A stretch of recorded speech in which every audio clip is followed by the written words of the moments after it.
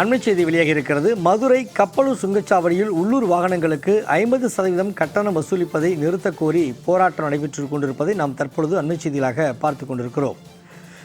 மாவட்ட ஆட்சியர் அலுவலகத்தில் கப்பலூர் மக்கள் தேசிய நெடுஞ்சாலைத்துறை அதிகாரிகளிடையே பேச்சுவார்த்தை தொடங்கியிருக்கிறது.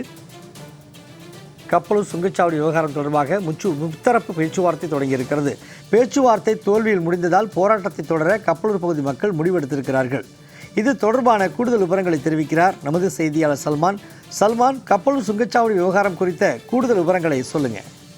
மதுரை மாவட்டம் திருமங்கலம் அருகே இருக்கக்கூடிய கப்பலூர் சுங்கச்சாவடி கடந்த 2012ஆம் ஆண்டு தொடங்கப்பட்டது. தேசிய நெடுஞ்சாலைத்துறையின் கீழாக செயல்படக்கூடிய இந்த கப்பலூர் டோல்கேட்டில் உள்ளூர் வாகனங்களுக்கு 50% கட்டணம் வசூலிக்கப்படும் என கடந்த 10ஆம் தேதி அறிவிக்கப்பட்டிருந்தது. இந்த நிலையில் அதற்கு எதிர்ப்பு தெரிவித்து பல்வேறு அந்த திருமங்கலம் உள்ளிட்ட பல்வேறு பகுதிகளைச் சேர்ந்த பொதுமக்கள் டோல்கேட்டை முற்றுகையிட்டு தொடர்ச்சியாக ஒரு 12 மணி நேரத்திற்கு மேலான போராட்டத்தில் ஈடுபட்டார்கள்.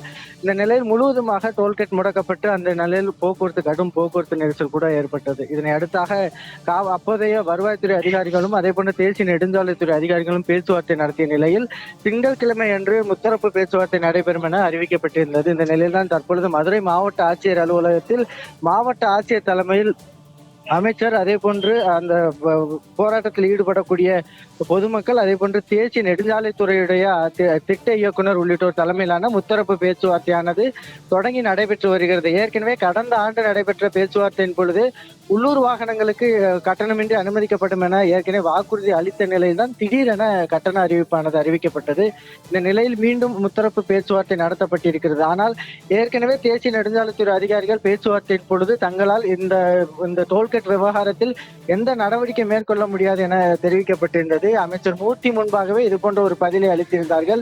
இந்த நிலையில் மீண்டும் அந்த முத்தரப்பு பேச்சுவார்த்தை என்பது கப்பலூர் சுங்கச்சாவடிக்கான முடிவு எட்டப்படுமா என்ற ஒரு கேள்வியும் எழுந்திருக்கிறது. எனவே இந்த முத்தரப்பு பேச்சுவார்த்தையில் முடிவு எட்டப்படாத பட்சத்தில் தொடர்ச்சியாக பொதுமக்கள் போராட்டத்தில் ஈடுபடும், அந்த கப்பலூர் டோல்கேட்டை அகற்றும் வரைக்கும் போராட்டத்தில் ஈடுபடுவதாக அந்த திருமங்கலம் பகுதி மக்களும் வணிகர்களும் வாகன ஓட்டிகளும் தெரிவித்திருக்கிறார்கள். சண்முகவேல், கூடுதல் விவரங்களுக்கு நன்றி சல்மான்.